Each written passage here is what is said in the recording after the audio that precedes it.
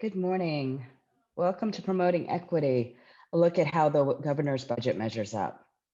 I'm Michelle Mackey, CEO of Kids Forward, home to the Wisconsin Budget Project and the Race to Equity Initiative.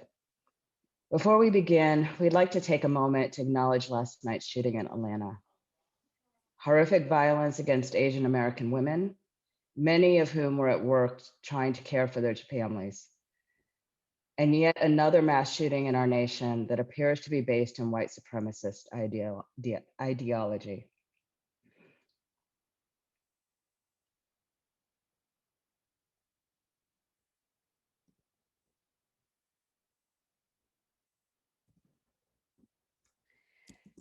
As we go through today, you'll hear us talk a bit about the realities for children and families of color. And so do hold the folks of Atlanta, the Asian American community in your hearts and minds as we talk and have these conversations about Wisconsin and our future today. We at Kids Forward, we're a 140-year-old policy center, and we advocate for Wisconsin children and families, especially children and families of color, and those furthest from opportunity. We thank you for joining us today for this important conversation. And even with the tragedy in Atlanta, we know that on this St. Patrick's Day, there are signs of hope. We've had a great year of challenge. A year ago, we all entered lockdown, not knowing that we would face the entwined crises of raging pandemic, economic recession, racial reckoning, and an assault on our democratic institutions. And as our history shows us time and time again, children, families, and communities bore a greater burden as our state and nation struggled. We saw early in the pandemic that Wisconsin's Indigenous communities experienced COVID death rates at nearly 3 times higher than white residents. The Latinx community experienced COVID death rates 2.6 times higher, Black residents 2.2 times higher, and Asian and Pacific Islander residents 1.6 times higher. While essential workers of color kept us fed and our communities running, 64% of Black families and 71% of Latinx families suffered a loss of income last year, compared to a state rate of 51% and a national rate of 56%. This comes as no surprise. We've known that systemic racism not only exists throughout our institutions, policies, and structures, but it acts much like COVID. It destroys their effectiveness and viability from within.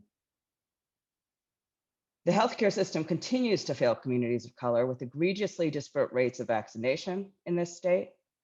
Wisconsin's unemployment insurance system, weakened by unfounded fears of a racist stereotype of the Black welfare queen, collapsed, unable to get money to families across the state last year. We appreciate the Evers administration's intentional and targeted attention to the needs of Wisconsin's children, families, and communities, especially those of color. The governor's budget proposal does not avoid reality.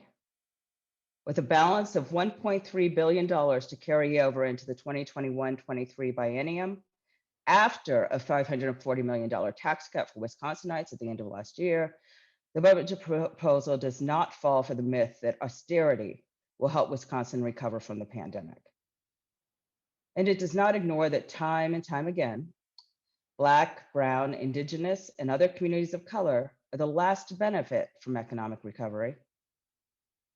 It acknowledges that a return to normal for children and families of color is a return and perpetuation of the nation's most egregious racial disparities that we have in this state, Wisconsin. In just a moment, my colleagues will tell you more about what is in the governor's budget. Then we'll have a facilitated conversation with 3 leaders about what the budget proposals mean for Wisconsin's communities of color. Thank you. Alder JoCasta Zamarripa from Milwaukee, Delechia Johnston from the Wisconsin Alliance for Infant Mental Health, and Lisa Peyton-Caire from the Foundation for Black Women's Wellness for what will no doubt be an insightful conversation. Finally, I will return to tell you a bit about how you can get involved and how you can express your support for long overdue investments to remedy racial inequality and injustice in Wisconsin. Thank you. And now my friend and colleague, John Peacock, the Wisconsin Budget Project Director, will lead the discussion of equity in the budget.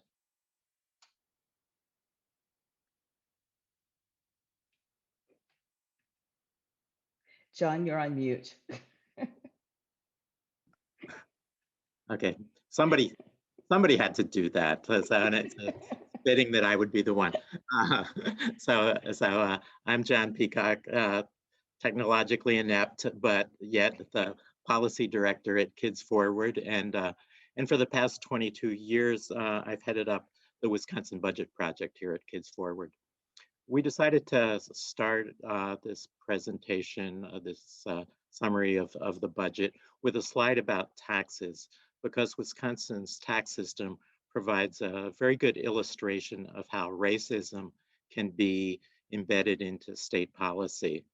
Wisconsin's tax code never mentions race, but it penalizes people of color in our state in a number of different ways. One of those ways is that our state, to a greater extent than most other states, provides substantial tax breaks for homeowners that aren't available for renters.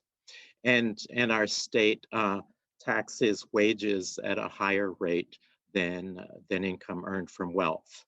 And those are particularly important policy choices, because people of color nationally typically have about 1/10, or Blacks typically have about 1/10 the wealth of white Americans.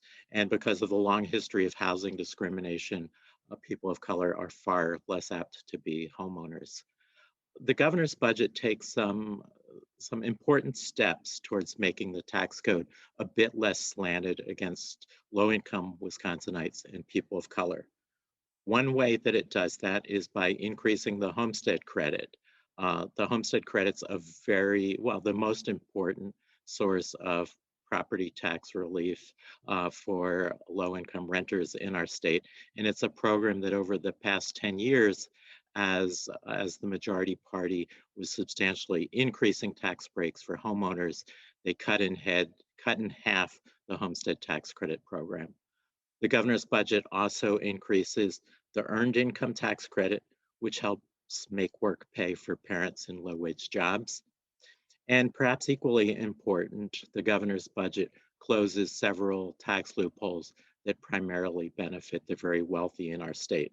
One example of that is that it narrows the current tax preference for capital gains income, for specifically narrowing that for the highest income Wisconsinites. By narrowing those tax loopholes, the governor's budget not only creates a more level playing field on taxes, it also generates revenue that's very needed to make state investments that will help people of color in Wisconsin. Turning to the next slide relating to healthcare, I want to start by noting that Wisconsin has some of the worst racial disparities in health outcomes. For example, our state's Black infant and maternal health disparities are among the worst in the nation. Further, despite the fact that we've made some progress after implementing the Affordable Care Act, Wisconsin still has wide racial disparities in who has access to affordable health insurance. The governor has proposed a very broad agenda, and I think a strong agenda in healthcare. And you can see a full summary of that prepared by my colleague, William Park Sutherland, on our website. But I'm going to hit just a few highlights of that agenda. The key part of the health care budget is the expansion of Badger Care, which would cover nearly 91,000 additional Wisconsinites. And yet, even while covering more people, that would save more than $300 million a year by qualifying Wisconsin for a higher federal matching rate on our Medicaid program. those savings would enable the state to make significant investments in healthcare, including investments to promote racial equity. Some examples of those investments come in the area of improving maternal and child health. And along those lines, the budget includes $8 million in grants to organizations working to reduce disparities related to maternal and infant mortality. And some of that funding would be directly allocated to Black women-led organizations to improve Black women's health and wellness. Another important part of the agenda for improving maternal and infant health is $21 million to expand postpartum coverage for women. It's currently just 2 months, and the budget bill would expand that to 1 year to help ensure continuity of care for both mom and baby. And then the last point I want to cover is that there's several significant initiatives in the budget aimed at reducing and treating lead poisoning in children, a condition that disproportionately harms Black children in Wisconsin.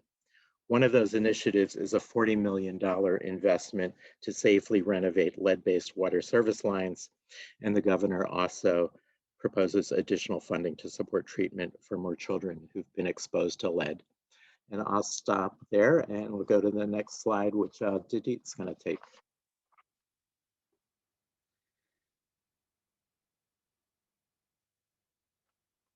Good morning. My name is Delechia, and I'm a policy and outreach specialist at Kids Forward. One of my focus areas is early care and education. So whether due to high costs, limited availability, or inconvenient program hours, childcare challenges are driving parents out of the workforce. And mothers disproportionately take more caregiving responsibility when their family cannot secure childcare. So from a racial equity lens, investing on ECE which is early care and education, is so much more than working better with children of color. It is also ensuring that support for families, women of color, are available as they are carrying Wisconsin's youngest populations. Before we go into the key budget priorities, let's recognize that this budget is the first substantial investment the state of Wisconsin has ever made in decades using state tax dollar on childcare, totaling $106 million. The legislative may not pass, let's recognize that too, but it is also important that the governor shows us leadership. Let's celebrate that, and that we want to support him in this process. So let's move on to the key budget priorities. The investment on early childhood social and emotional learning. This is to support both children and educators in responding to how they have all been impacted by racism and systemic oppression. With children, we're talking about trauma, or some of you may know adverse childhood experiences that disproportionately affecting kids of color more than white kids. This investment could help establish nurturing and consistent relationships within the context of family, community, and culture in our ECE systems. The next is about the 53206 zip code area ECE initiative. The zip code area is a heavily African-American neighborhood that has suffered from all manners of ills, poverty, incarceration, including access to quality childcare. So the ECE initiative from the 2019-2020 budget has helped make childcare a little more affordable. The ECE workforce has more professional development opportunities with Milwaukee Area Technical College. And ECE programs have more access to various technical consultation to increase the quality of their childcare environment. This expansion means implementing this model that is built on one of the most challenging areas to other similar complex neighborhoods. The next is the investment on reward program that is to provide salary supplements to eligible childcare professionals for 6 months period and can be renewed.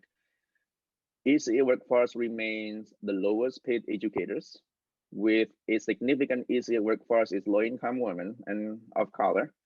This is to help provide a little better pay for them. I said a little better because among ECE professionals and advocates, at least we need 10 times bigger than what is made available currently. But this is a good start. Lastly, allowing individuals to use family leave so they could care for their children when childcare provider is closed. Remember, I stated earlier that mothers disproportionately take on caregiving responsibility when their family cannot find or afford childcare.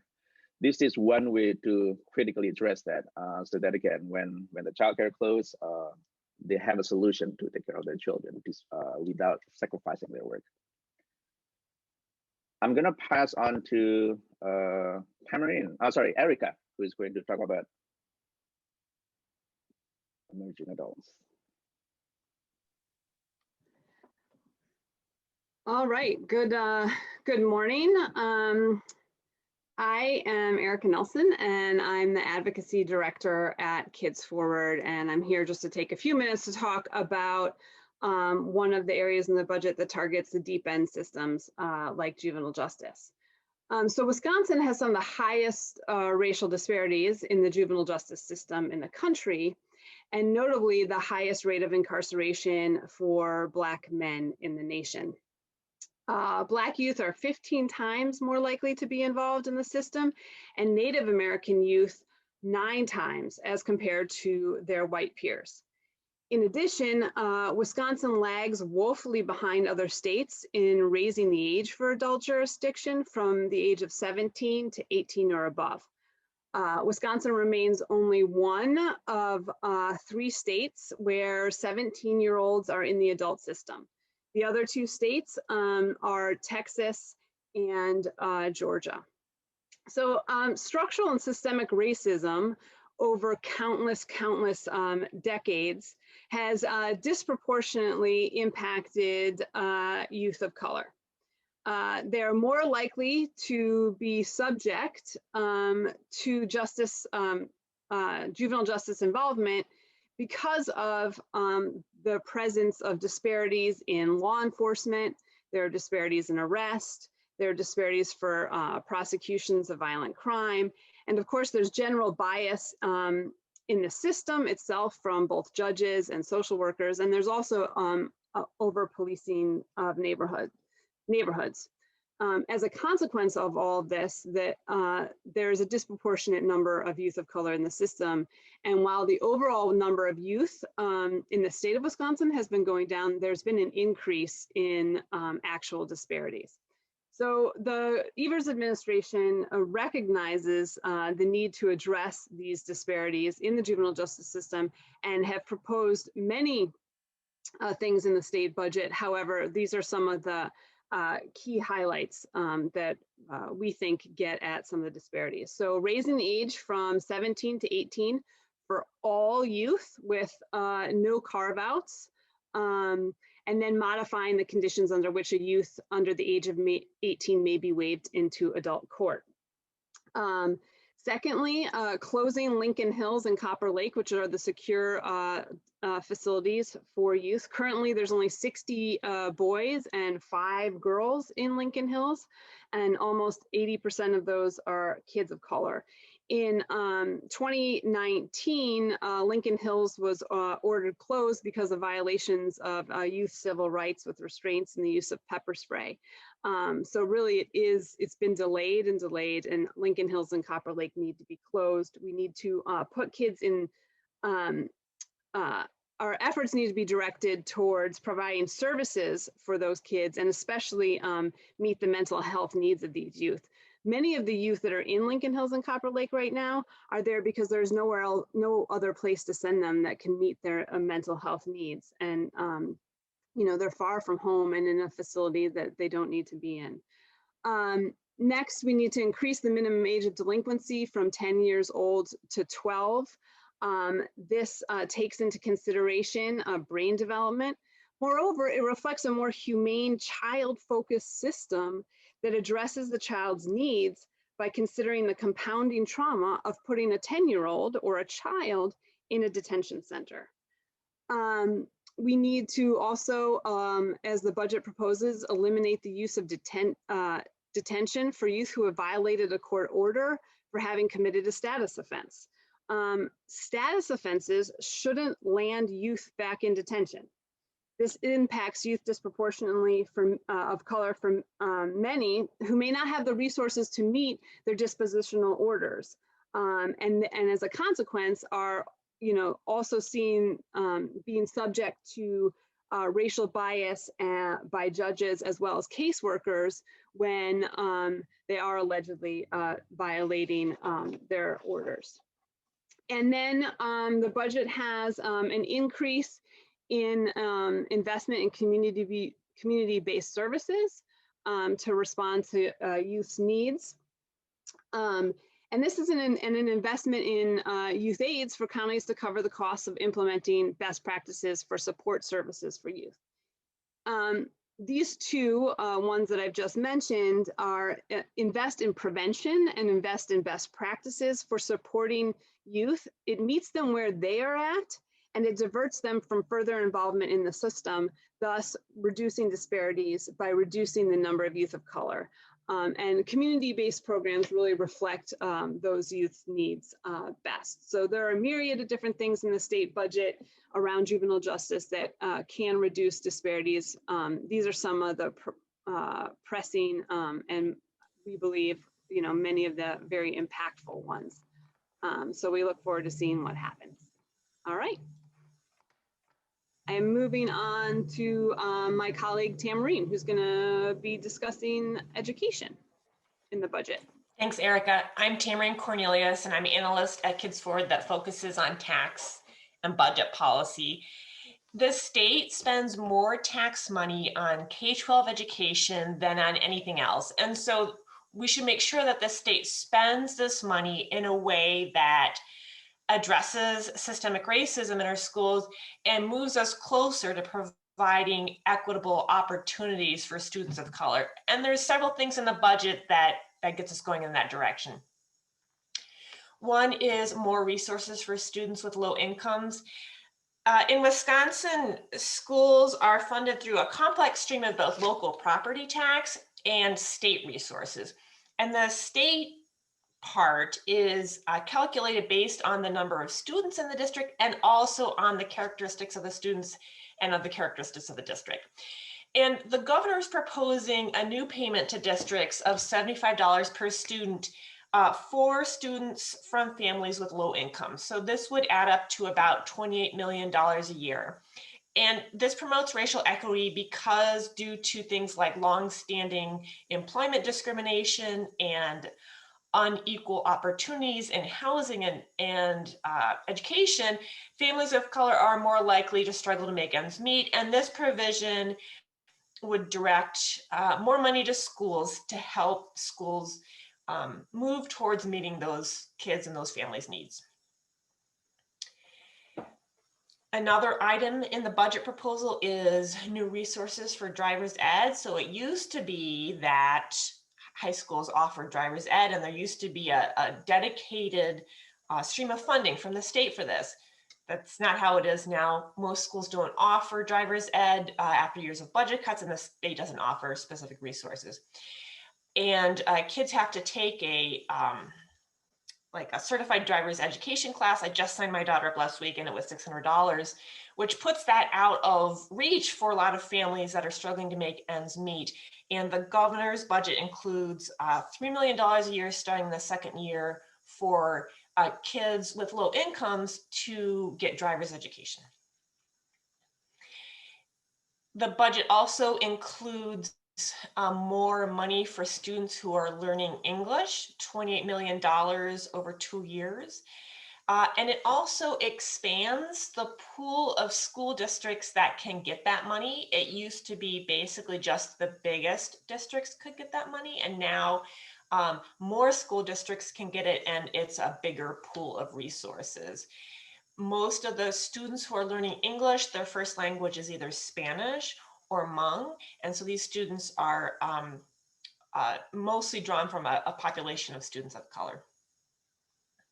There's also a small bit in the budget that gives grants to school districts to help them get their staff credentialed as teachers of English language learners. Another item is for higher education. The governor's budget would give in-state tuition rates to students who graduate from Wisconsin high schools and would be eligible for in-state tuition, except that they aren't documented.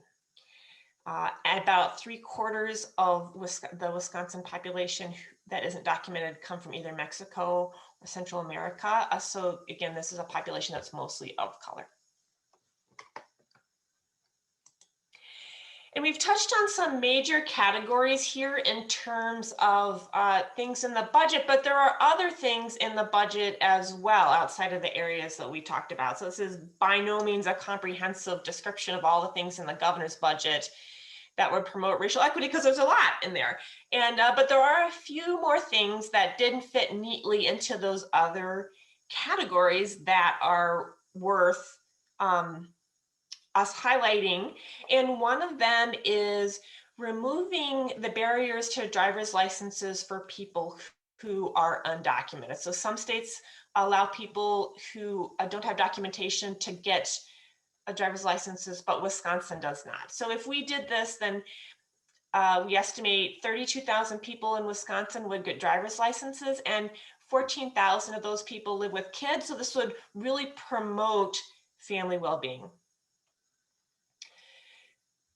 Another provision is legalization of marijuana, taxing it, and then reinvesting those resources or part of those resources back in communities that have been harmed by the state's policy of incarceration. Blacks and whites use marijuana at comparable rates, but Black people are far, far more likely to be prosecuted for marijuana-related offenses than white people are. Another item is increase in emergency assistance. So families with low income and who have kids can get emergency assistance support for housing or housing related expenses to help them stay in their homes. The governor's budget includes $8 million, additional $8 million, so more people can qualify for help. Families can get larger grants, and then it also changes it so that people during times of emergency, families don't actually have to be on the cusp of being evicted before they can get help. Another item is that the governor is designating equity officers at all the major state agencies, and it'll be the responsibility of that equity officer to determine how state policies affect people of color and also people with disabilities. And then the last thing to touch on is that there's a number of changes in the adult corrections area that would promote racial equity. So some of the changes are that it would invest additional resources in helping divert people from prison, in giving them alternatives and giving them the treatment they need. Once people are incarcerated, it would expand options that allow them to serve part of their sentence in the community rather than being locked up. And then after their incarceration, when they're on supervision, it would make it harder for the state to send people back to prison who haven't been convicted of new crimes. Thanks for being part of this component of the presentation. Now I'm going to hand it over to William to start off the panelist discussion.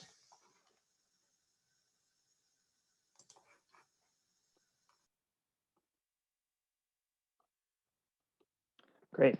Thank you so much, Tamarine. Thanks, Michelle, for setting the stage for us. And thanks to the rest of our team for giving us a deeper dive into some of the budget items that could have a positive impact toward racial equity.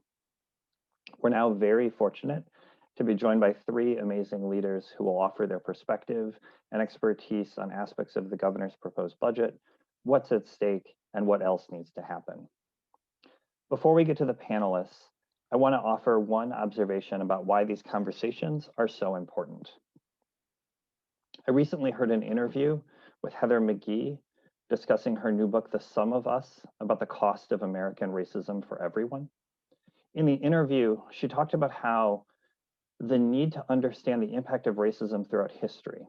She offered that it was necessary to have a clear grasp of US history, that without it, your understanding is at best incomplete, most likely incorrect.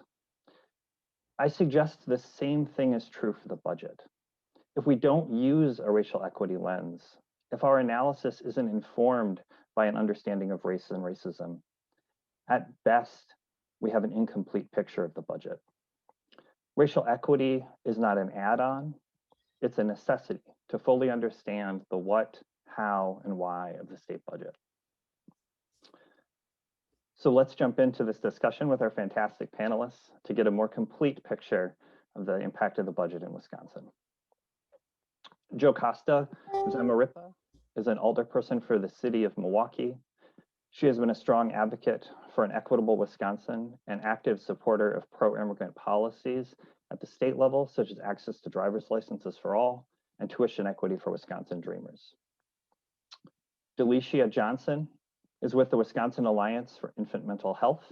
She has vast experience with early childhood professionals, children, and families, which has made her a sought-after trainer in developing equitable early childhood practices.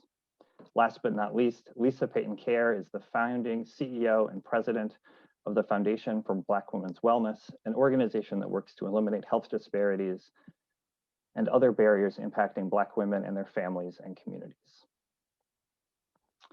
So please share, we can just go around, whoever wants to go first. Please share a little more about yourself if you'd like, and tell us briefly how the state budget impacts your work and your advocacy efforts.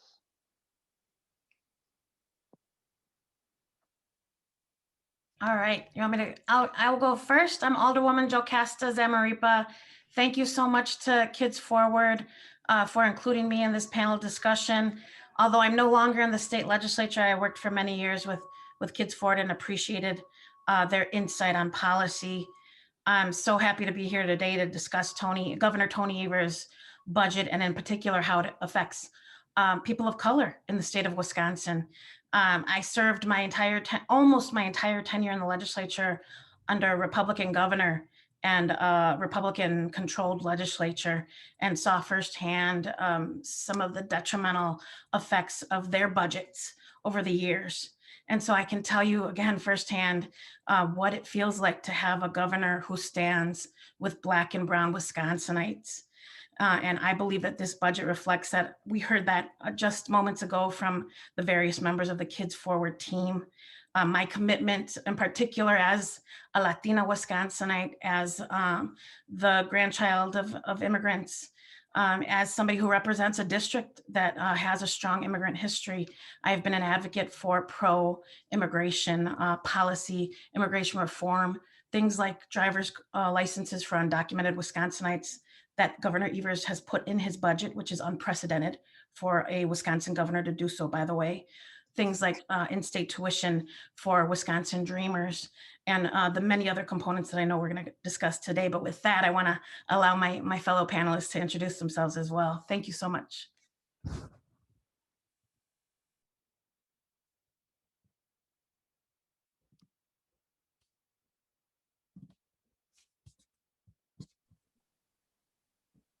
Okay, so I'm not sure if we were going in the order we were introduced, but I'm happy to go. Lisa Peyton-Caire, founder, CEO, and president of the Foundation for Black Women's Wellness. First saying thank you to Kids Forward for this forum and for recognizing the work of us panelists as part of the ecosystem in Wisconsin that is working to drive health equity from many different vantage points. Our organization, the Foundation for Black Women's Wellness, based in Dane County, exists for the singular purpose of eliminating health disparities and other barriers impacting Black women and girls. And we've been doing this work since 2012 and really deeply understand from a personal community perspective how critical this budget really is for the women and communities we serve and for all of Wisconsin.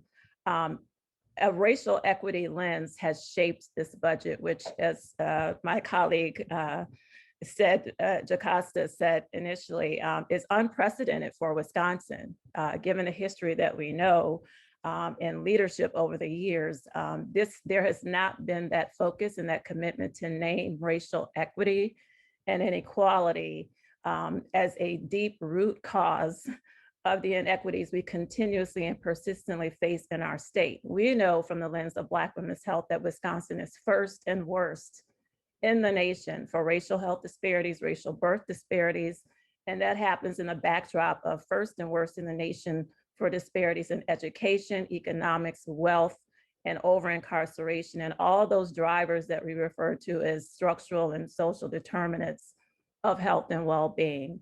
So it's critically important to our organization. It's the most fundamental conversation we can be having in our state right now. And the budget reflects that broadly across many domains, from health to economics, criminal justice reform, and all the pieces that we've referred to thus far.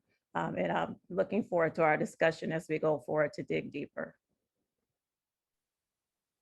Good morning, everyone. My name is Delechia Johnson. I am the pyramid model lead for Milwaukee, and I work for the Wisconsin Infant Mental Health Alliance for Infant Mental Health. And I've been in the field in various capacities in early care and education, starting from volunteer, lead teacher, assistant teacher, director, and primarily a trainer, master trainer in the state of Wisconsin, related to training people, those us who work in early care and education. And so I'm so excited because one of the areas that we really struggle with, and the pandemic has really brought that forth, number one, is our childcare teachers, who are predominantly women of color, who also struggled in the pandemic because they are essential workers. They struggled because they didn't have health care, and they were concerned that, you know, they would succumb to the coronavirus as well. So it was a really huge struggle. We also talked about, we were talking about mental health, and also for young children. A lot of times people don't really see that as, it can't happen to babies. Babies don't have mental health issues, or young children, and they're overwhelmingly expelled from pre-K programs. And so I'm so excited that the budget also puts in provisions for training around social emotional development, as well as coaching for those who will care for our youngest population. So I'm really excited to be part of this panel, and I look forward to our discussions. Great, thank you so much.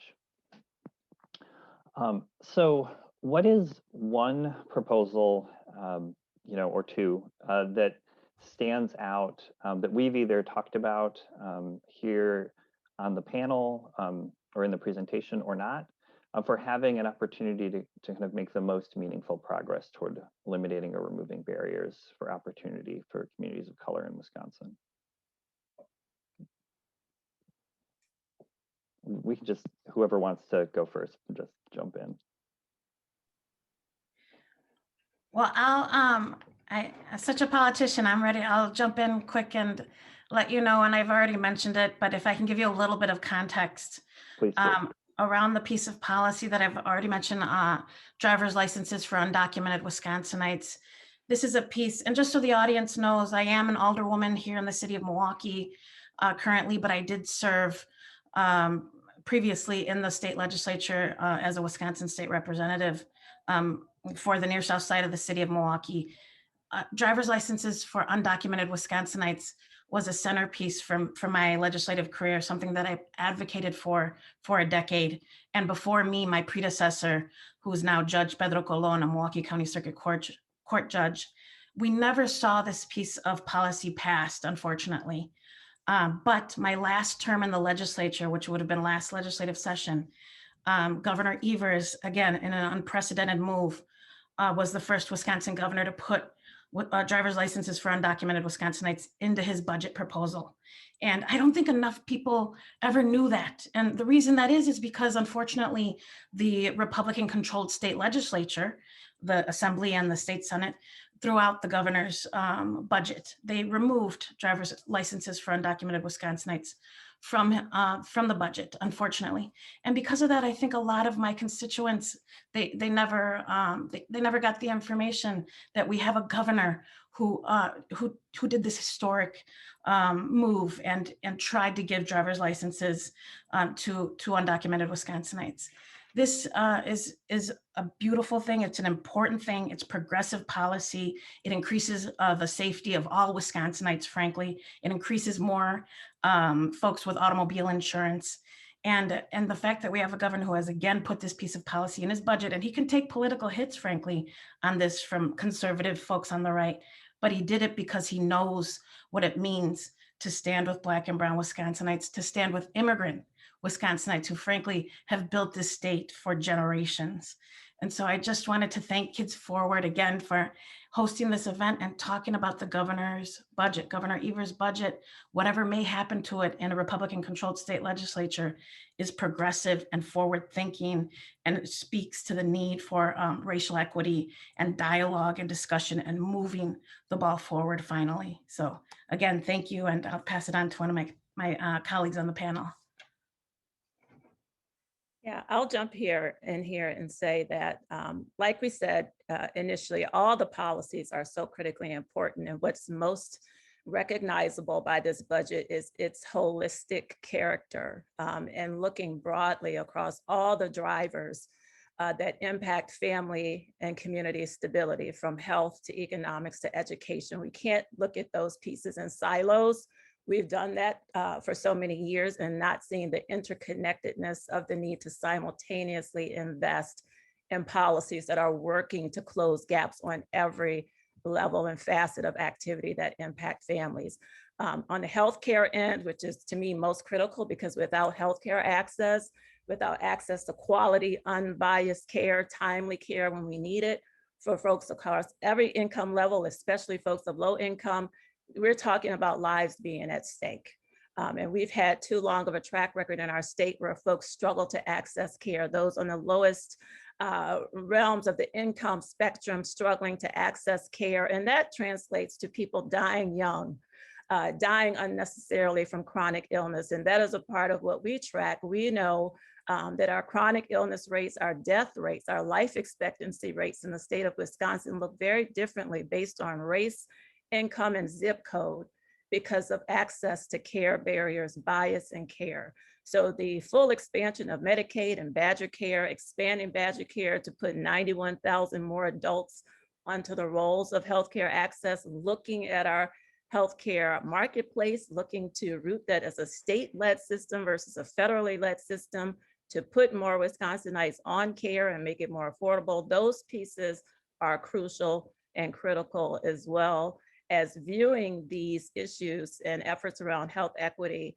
from a social and structural determinants of health lens, and embedding those equity officers across all agencies in our state. One particular piece of the healthcare budget that we're most excited about and watching and advocating for is the Healthy Women, Healthy Babies portion of the budget. Our Black infant mortality and maternal mortality rates in Wisconsin are past the state of emergency, and this predated COVID.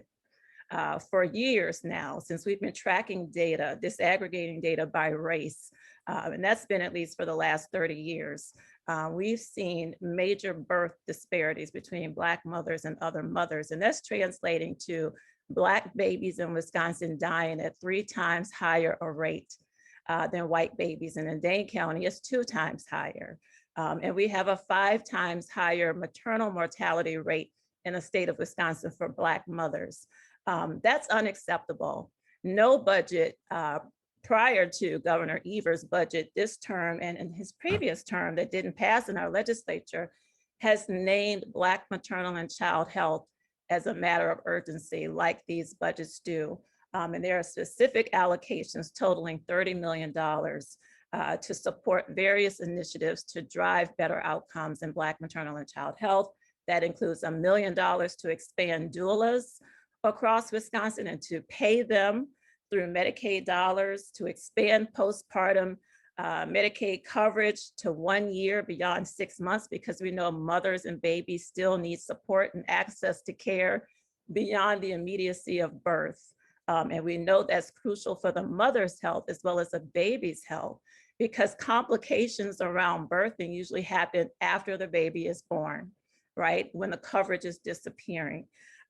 3 million in grants to organizations working to address maternal and child health across communities, and these would be community-based efforts, which is very exciting because in Wisconsin, it has been Black women, brown women, Indigenous women who've been driving the solutions in their communities, who've been driving the training around doulas, who've been working to expand the possibility of creating more midwives of color, who've been demanding from their local, county, and statewide governments that Black maternal and child health be raised to a level of priority. So those grant dollars that would be administered through DHS are very important. $4.5 million will be set aside to support Black women-led organizations that are already leading work around Black women's health in our state. That's an unprecedented statement for an administration to say we acknowledge the strength, the power, and the work of Black women who are driving change. And we will invest in that infrastructure to facilitate those efforts that have already been underway. And there's another $300K for a women's health block grant and removing restrictions from Title X so that women have access to safe and legal abortion. So there's a lot in this budget, but that healthy mothers, healthy babies piece is crucial. We need that. Without that, we will continue to rest in a place where disparities will be the narrative for Wisconsin. It has real consequences for people's lives. I would like to kind of piggyback on that. When you think about early care and education, all of that is where the seed starts for all of the kinds of things that we're talking about in the budget, our very youngest children. And so one of the things that I'm here to really talk about, and the focus of the budget is really the social emotional health of our youngest children. Not only our children, but the people who provide the care for the children. Because there is at least 48% of the parents who have children at the age of 3 think those children should be able to regulate their emotional behaviors, and developmentally, they are not able to do that. And so we want to really provide training and support to help people understand the importance of healthy relationships with young children. That also relates to the people who care for the youngest, who holds the ones that hold the littlest ones. And so providing training and education around social emotional healthy development for the adults, because children really reflect the social emotional bath that they get from their families and from their community. And so we want to make sure that children are healthy, that it also reduces challenging behavior. So children, preschool children are 5 times likely to be expelled from their programs than K-12. So what does that mean? By the time they get to school, they've already had a record. They've already had a record. So when you talk about juvenile justice and inequities, a lot of those, and the boys of color are 5 times more likely to be expelled. And so if you talk about the pipeline to prison, it starts before they even get to school. So we want to make sure that we're providing healthy communities for children around mental health initiatives, and providing training and coaching for those who care for our youngest. The other component of that is really looking at livable wages for those who work in early care and education. We talk about quality access to quality care. Well, if people don't have the funds and the means to stay there, we lose some of our best teachers. And so we have to find a way to provide a healthy wage. So the reward system will provide some of that support, but we really have to look at those who are caring our youngest. When you talk about health care, because they don't make a livable wage, they cannot afford health care.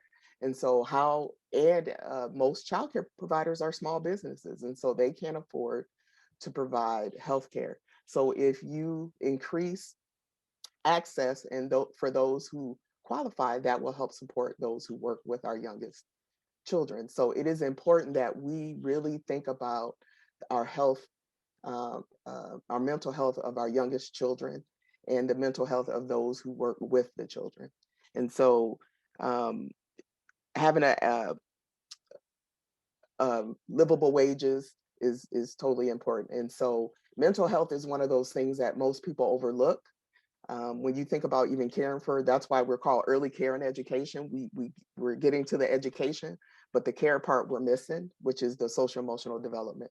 And so we have to understand that the adults are those who help to co-regulate our youngest children. And so if they don't have healthy regulatory skills because they're suffering from trauma, then they will pass that on to the children, their children, and the children that they're serving. So we're really excited about the opportunity to put some real backing behind social emotional development and coaching for those who care for our youngest children. Great, thank you all so much. So definitely a strong kind of holistic social and structural approach. And Lisa, thank you for pointing out sort of the error in my question, and asking you to choose one thing. No, it's the whole thing, and we have to look at it holistically. I appreciate that.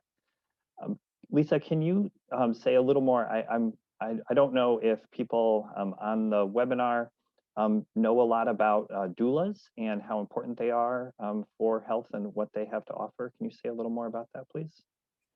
Yes, doulas are trained professionals who support women and families, entire families, through the entire perinatal journey, from conception to the length of pregnancy to postnatal, walking with them as educators, support persons, navigators, helping them understand their healthcare journey, helping them troubleshoot questions or experiences they're having as pregnant persons, and really translating things that they may be hearing from their doctor or clinical setting, and providing that continuous ongoing support from beginning to end and after pregnancy that doctors, physicians, and clinics can't provide. We know that doulas have become an essential part of the perinatal journey of women, and thankfully nationally and statewide, our policymakers and decision makers are beginning to understand how pivotal that role is in the healthcare delivery process for pregnant women, particularly women of color who in our state, as we've stated continuously already, face disparate birth outcomes for a host of factors which are tied to all the social economic barriers that we've continued to mention. There are a growing legion of doulas in our state, and we know that that's a best practice policy, not only based on what we're seeing in Wisconsin about the impact doulas are having in better birth outcomes for mothers. There's data, early data from other states and developing data in Wisconsin that show that women and families who have access and support from a doula throughout their pregnancy, even if it was halfway through the pregnancy and not necessarily at the beginning, experience fewer complications throughout their pregnancy, fewer complications in their births, and definitely fewer tragedies or losses of babies in delivery and after birth. So there's evidence that shows that whatever the drivers are, the multitude of drivers, which involve access to care, access to unbiased care, we cannot forget or underscore more enough the issue of healthcare bias. It's a growing body of evidence and work that who your physician is and how closely he or she is or is not looking at you, or understanding your health journey, or asking the right questions, or probing deeply to understand what pre-existing risks you're bringing in, who's screening you, and digging into your family history and providing timely response to treatment, particularly for higher risk pregnancies. Those pieces are really shaped by intercultural bias so often in the healthcare delivery process. Doulas help mitigate that in the meantime, as we're working within systems to drive more cultural competence. Doulas come in, and we're talking about not every doula, all doulas, but African-American doulas, Indigenous doulas, Latinx doulas. We need broad representation that reflects the patients, the mothers, the parenting persons in our state. they really make a difference. And so it's been very important for our organization and others to advocate for the expansion of doulas as a critical part of the healthcare delivery process in the maternal child health pipeline, and to find ways to compensate them for the professional work that they do as trained birth workers.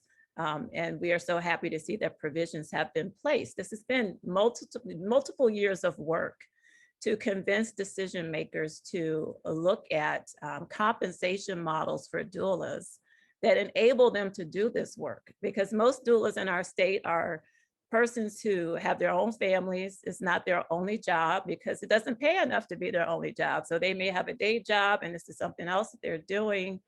That's not a sustainable model. So looking at proper compensation to fill in these critical gaps that our healthcare systems have not solved. You know, they have not solved this. We also know culturally within the traditions of families, especially persons of color and indigenous cultures, this has always been a part of how we have managed birth and support to mothers and families throughout history.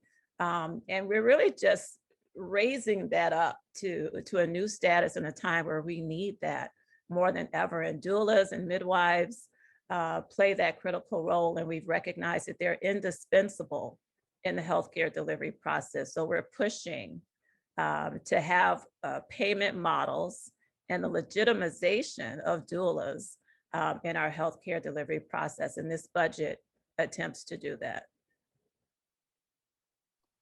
Great, thank you so much for that context. So I think Delechia and Lisa, I think you've answered this a little bit, but feel free to go into it more if you'd like. And JoCasta, if you wouldn't mind going first, speak a little bit about the stakes for what's at risk if these investments don't happen, if driver's licenses for all is something that again is sort of dropped from the budget like it was in the last session. If there isn't some tuition equity, what's at stake here? Yes, that's a great question. We lose a lot if we don't see Governor Evers' budget advance. There's the investment that he's made. We know now, many of us have heard about marijuana legalization. Tony put it in his budget, and he's got plans for that revenue that could come from marijuana legalization. That community reinvestment fund is what he calls it, if I'm not mistaken, where he wants to take the revenue from marijuana legalization to invest it back into the community, to invest it into grants that are going to serve underrepresented Wisconsinites, low-income Wisconsinites, Black and Brown Wisconsinites. And so if we see a budget fail, if we see the Republican-controlled state legislature throw Tony's budget out, we lose that access to that revenue that will positively affect all Wisconsinites. And we lose the potential of policy like that, what you just mentioned, William, and that in-state tuition equity, as we call it, for Wisconsin Dreamers, for qualifying undocumented Wisconsin students to simply not go to college for free, unfortunately, but rather to simply be able to pay that in-state tuition rate at our UW schools and tech colleges that makes higher education a bit more affordable, as you know, because the out-of-state tuition levels can be definitely put higher ed out of reach. We need to make sure that we offer tuition equity to our Wisconsin Dreamers. They went to school here. They graduated from high school here. They live here. Let us let them achieve the American dream, if you will, and obtain that higher education at their very own UW and Wisconsin Tech colleges. And so we lose a lot. And I'm so glad Ms. Johnson mentioned the childcare component of the state budget. Oftentimes as an elected running for office, I knock on doors in my district on the near south side of Milwaukee, and I can't tell you how many immigrant women, Spanish preference women of color who I met, who operate their own or work at a childcare, which is essentially a small business. They are taking care of our workers' children. of our workers' families so that they can go to work, you know, and raise their family here in Wisconsin. And we hadn't looked at our investment in childcare. And I don't know how long. I think one of your colleagues said that it's the most substantial investment in childcare ever, or certainly in a very long time in Wisconsin. We needed to look at that, and we finally have with this budget, with Governor Tony Evers, finally an investment in childcare, which is, some might argue, I'm sure Ms. Johnson would argue, is the most important time in our children's lives, that very early childhood education, that early childhood experience. Thank you. Thank you. Ms. Johnson, anything to add? You got name checked a couple times. Absolutely. I think we forget where children start. They don't start when they go to school. It starts prior to that. It starts in the womb. And so if we don't have healthy wombs, if we don't have mothers who are socially and emotionally together, the children come out in a disadvantage. And so we really have to make sure that we bring that back to the forefront, that we see that early childcare is essential. Childcare is essential. A lot of people in this pandemic wouldn't have been able to go to work had it not been for the early care and education field, and yet they still are not acknowledged, right? So everyone else has been acknowledged, but they're still pressing on. When we talk about even having access to the COVID vaccination, they're still kind of floating around in there, right? So again, it's that whole inequity, thinking about challenging behaviors, that implicit bias comes into there, providing some social emotional support for those children who may have challenging behaviors, understanding that trauma, you know, traumatized people traumatize sometimes other people. And it's not a choice, but it's just something that's just happens. And so we have to make sure that we don't create a pipeline to prison, which is really making sure that we provide mental health resources for young children. You mentioned it around the juvenile justice system. A lot of those children were young at one point and are very young. And so if we don't help them to master and regulate and handle some of the challenges and traumas that they've gone through and acknowledge those things and those implicit biases that cause children by the time they get to school not want to go, right? So we want to make sure that we are being able to provide some of those services for our very young ones. So it's really about prevention. It's not about intervention. I think we often think of intervention in the deficit model. Our children have skills and things that they have, but they need someone to help regulate those, help support them, so they then in themselves see that they can do it, that they can be persistent even in the face of adversity. And so we want to make sure that, you know, for the first time in a long time, that early care and education has been put on the map. And we just have to make sure that it stays there, because even like I said, in this pandemic, they started and then they kind of disappeared. And so we want to hold those who hold our youngest and give them the supports that they need. Thank you. Ms. Peyton-Caire, anything to add about the stakes? We are dealing with the highest stakes we can imagine. And I started listing them here on my little piece of paper, that substantial number of Wisconsinites will continue to not have access to the care they need, which means their lives will be at risk. This is life or death that we're talking about, particularly for communities of color. And we see it in the data. We don't need to substantiate it anymore. It's clear.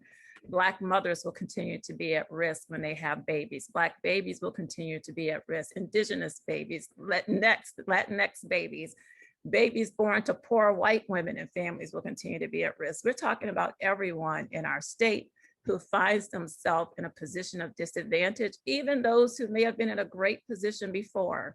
COVID-19 has destabilized a massive number of families across the board in our state, and folks who didn't previously find themselves in positions of duress and distress are finding themselves in those places. So we're talking about every Wisconsinite, not just communities of color, but particularly communities of color when we talk about the worst consequences. But we're all in this together right now. We have always been.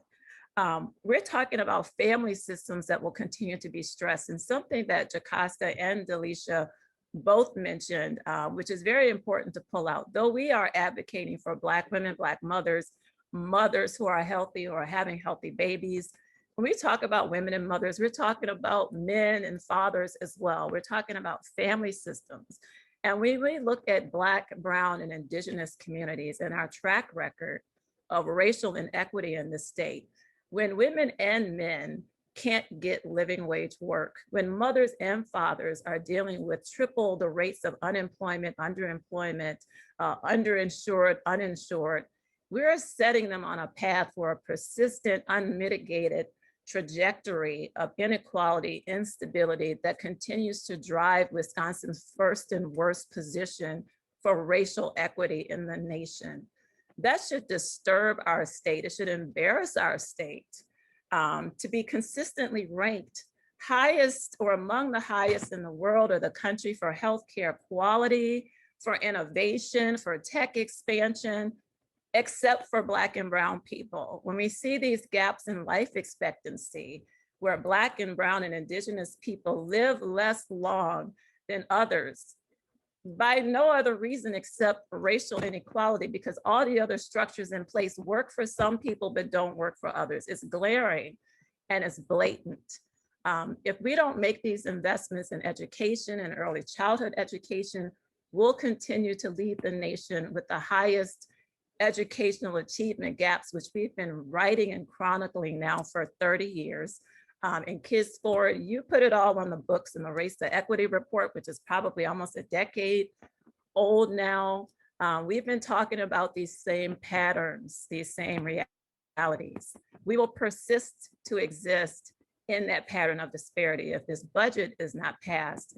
And to me, that's not the Wisconsin that we would want or should want to be. And we need our legislators on each side of the aisle to understand and ask the question, what kind of state do we want to be moving forward in this time where we have an opportunity to be innovative and aspirational and ambitious as this budget attempts to do? Yeah, thank you. Yeah, this should be unacceptable to everyone. You know, I remember hearing people talk about how unacceptable, you know, the opioid epidemic is, you know, and we need to have this should be unacceptable as well for everyone, and it shouldn't be a partisan issue. So we have a couple questions from the Q&A. This one is for you, Delechia, specifically asking about advocating for on-site therapists or aides for ECE population. I think this is asking about those opportunities for on-site help for kids. If I'm getting the question right, it sounds like there's a fair amount of support for training of staff.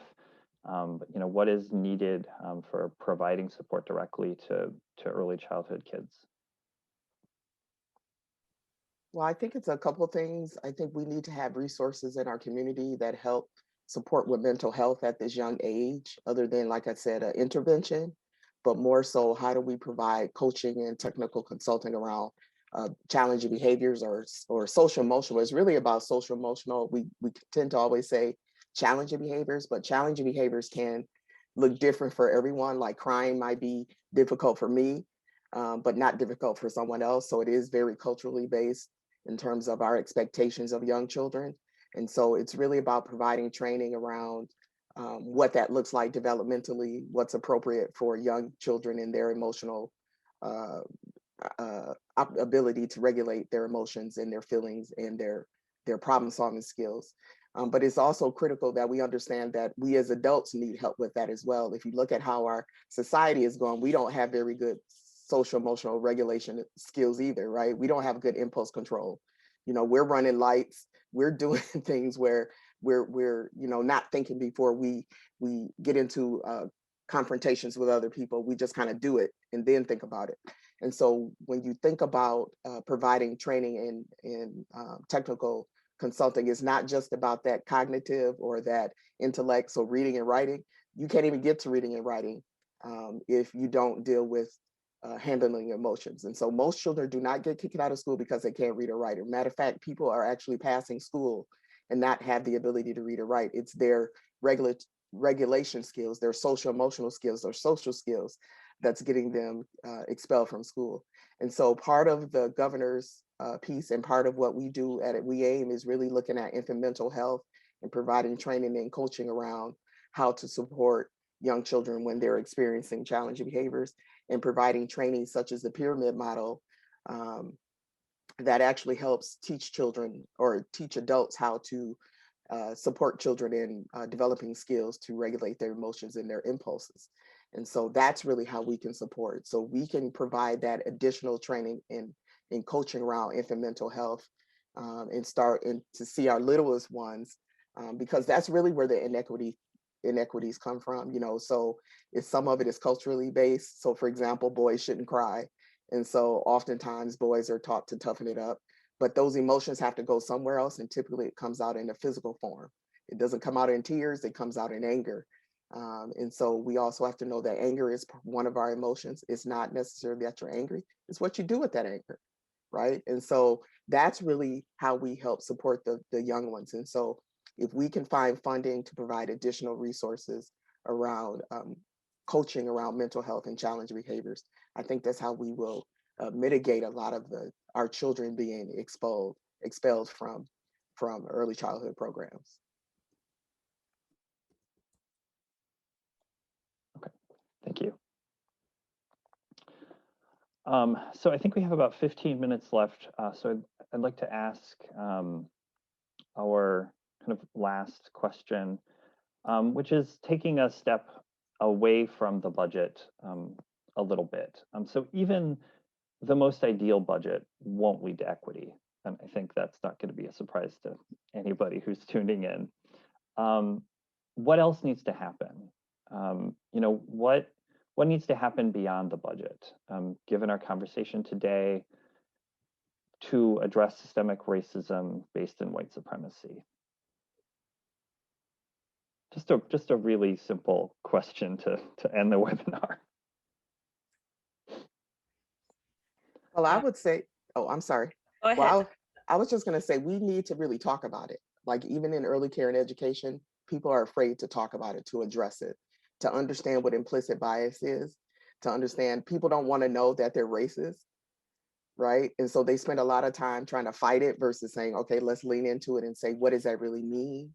What does that really look like? And it's not just, it's gender biases, it's cultural biases, it's all of those things. And it starts with our youngest children, because we always say, do as I say, not as I do.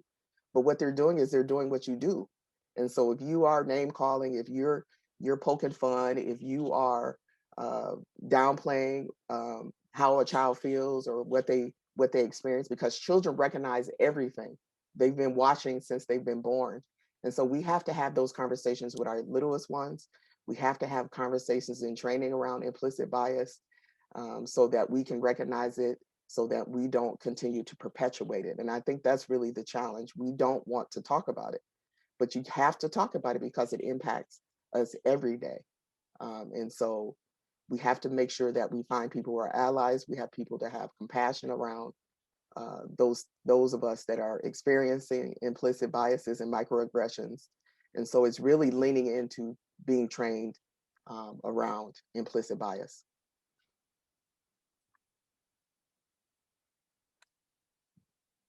Yes, piggybacking on what Delechia said, I think this is a prime opportunity to take full use of this awakening, this racial awakening and reckoning that the last year has brought, and that's been magnified by COVID and events around the country and the world, to really build alliances, to understand what our points of agreement are and what our collective priorities should be, and to really mobilize folks who already get it, right? Mobilizing the engines of people who are organizing to push equity. We're having this conversation today, and the state budget that our governor and his team has set forth developed because this has been in the works for some time. You know, this is not something that happened yesterday. This is not something that just came to be coincidentally. This is from the work and the pressure of the people of Wisconsin, who understand that racial equity is one of the biggest questions and issues and unresolved problems our state faces. And that push and that relentlessness in fighting for that to be recognized has brought us to this place that we're at today. So people allying ourselves across lines of race and gender and income and issue and party line is really vitally important right now if we want to create something new. Our public and our private sector can drive massive change. We're seeing that in Dane County with alliances that our organization has with our healthcare systems and our philanthropy community, initiatives that are being pushed by what we call the Dane County Health Council, along with the foundation and other Black women-led entities and ally organizations who are saying that our poor birth outcomes in Dane County are unacceptable. And therefore, we're going to join forces to drive change that is being funded through private dollars primarily to demonstrate and show how this can happen. And that type of activity takes courage for institutions and systems to step outside of the status quo to say, we're going to work with community in new ways. And then as it begins to succeed, it pushes and forces our larger systems to have to adapt. And so I think pressure from the outside and pressure from the inside are the places where we need to put our attention in building these alliances, these public, private, community, innovative alliances, and to continue the grassroots work that pressure our state government and our systems and decision makers to recognize that they can't ignore the voices and the will of people who want racial, social, and economic equity now. Yeah, this is the toughest question, and I remember reviewing the questions that you sent us ahead of the panel, and this was definitely the one I was probably least excited to answer because it is a difficult question, and I think my colleagues have done already such a great job speaking to it, especially Lisa. You just called this dialogue that has happened, this racial justice and racial equity awakening and reckoning is exactly. I think you hit the nail on the head. It's exactly what we're living through right now. And I remember first getting elected in 2010 to the state assembly. And I was speaking with somebody and I mentioned white privilege. And I remember that they said, you know, they kind of hushed me like, keep it down. You'll upset people if you say that. And I remember that it wasn't a dialogue that could happen readily within the state legislature, within the state capitol. It was very difficult to broach these topics. And now we're seeing them broached on this national scale, pushed by some of our youngest advocates and activists in the country. And sometimes it's uncomfortable for me, even as a woman of color, as a queer woman of color, who has been in elected office and tried to push the ball in a slower way within the walls of state government, to now have our activists pushing harder, even harder. And I think it is a good thing. It is a difficult thing, but like Ms. Johnson said, we have to talk, we have to dialogue about it. And it exists. We don't have the equity and inclusion that we need, that white privilege does exist. You know, the county executive of Milwaukee, David Crowley, just expanded what he calls the zip code vaccination program in Milwaukee County to get more shots in the arms of Black and Brown Milwaukeeans. And he's absolutely right. As of last week, 150,000 white Milwaukeeans across the county have gotten their COVID shot, compared to 25,000 Black Milwaukeeans and 14,000 Latino or Latinx Milwaukeeans. 25,000 Black Milwaukeeans, 14,000 Latinx Milwaukeeans, in comparison to 150,000 of our white counterparts. This proves that there's not the equity that needs to exist in our great state, and we have to have those difficult conversations, and we have to have progressive budgets like Governor Evers' budget, which is a step forward to foster the creation of equity, even though you're absolutely right, William, that it's not the end all be all, and there's still so much more work to do. And I would just add that equity has become this popular word. I think we have to not just say it, we have to do it. And so please don't use it as a trend. Don't say, oh, this is a great thing to do, let's just jump on it. But really it's about the action. It's really an action word. It really means to really do the hard work that's needed to be done. Because the other way, you do the same thing, you get the same results. And so we're showing that right now. Our state is really showing that, that we're still doing it. We're still redlining. We're still doing all those things. We know exactly where the red lines are, but nobody's doing anything about it.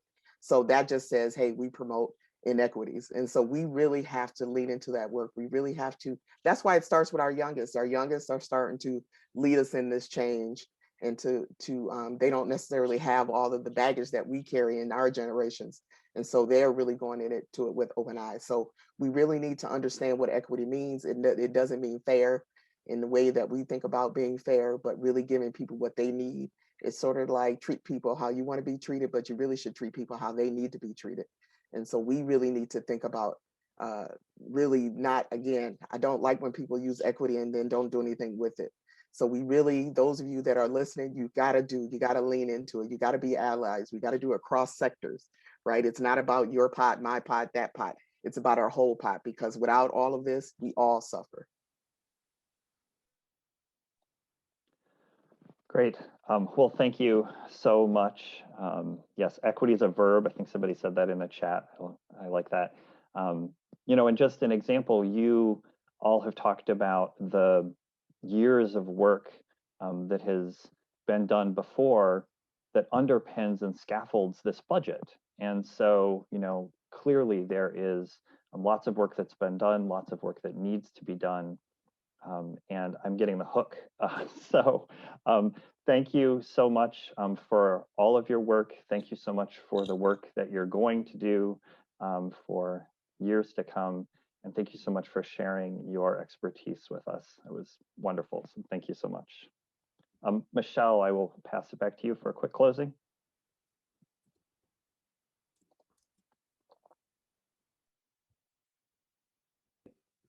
There we go, John. I did it too. Thank you, everyone, for joining us. Thank you, William. And in the tradition of my Southern family and my Cubana family, Señorita JoCasta, Miss Delechia, and Miss Lisa, thank you so much for the inspiration. You all gave us so much to think about, be inspired to act, to do the hard work, as Miss Delechia said. And thank you for reminding us that we are all in this together. And most critically, for everyone listening and participating today, that this budget is the result of the work and the pressure of people, of us. Miss Lisa told me many times via email, I'm not a policy person. And you heard her, I'm going to take her on the road with me. She is a policy person. And so we are all policy people. We are all budget people, because that's what it's going to take.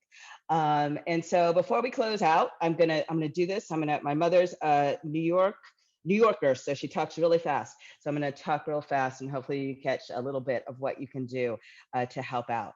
And so to learn more about the possibilities for a new Reimagined Wisconsin, we at Kids Forward have a site called reimagine.org. It tells the story of what's possible. So we invite you to visit that. We will also have a white paper on equity in the budget in a few weeks. And our Race to Equity team will release a Kids Count report highlighting some of the data points I talked about, but it is about the pandemic pain points. And so for Wisconsin's children and families, and it shows the disaggregated experience of folks of color. Then you can also find most of our reports at our websites, and my teammates are now placing a bunch of links in the chat for you all. And we have another set of webinars that have been going on, but the last two are coming up, and they are on the juvenile justice reform. So we are part of a coalition. We're housing it at Kids Forward called Youth Justice Wisconsin, and it is an effort to reform finally our very archaic juvenile justice system. And we will have a webinar on March 25th that will focus on disparity in the system. And Erica Nelson, who you saw earlier, will be leading that webinar. Finally, it is, and most importantly, as we have all mentioned, it is important to share your voice. There's a link being placed in the chat that has the governor's and the Joint Finance Committee's hearing schedules. I know many of us often, until we get into this kind of work, don't think of ourselves going to the Capitol and letting our voice be heard, or going to a hearing and letting our voice be heard, but that is so very important. We saw in the last biennium that the budget just got sort of shuffled through, right? And many of things, probably all of the things that many of us care about, were not included. And what was helpful was to be able to show how many Wisconsinites came out and opposed the fact that all of that was going to happen, right? And so we need your voice. We need to hear from you. And there's a link that tells you how to show up. And a whole bunch of advocates fought for virtual opportunities for people to testify. And so that has not been the case through most of the pandemic. And we are happy that that will be the case for the budget. And then if you sign up for Kids Forward and Wisconsin Budget Project newsletters, you'll get more information about how you can speak up for kids of color and those furthest from opportunity. Finally, in my last minute, I just want to say thank you. On behalf of John, Dadit, Erica, Tamarine, and myself, thank you so much for spending this time with us. For our children and families, let's keep pressing on, as Ms. Delechia said, and let's get the governor the support he needs around this unprecedented budget. Thank you so much. Enjoy your spring, stay healthy, and we'll see you out there.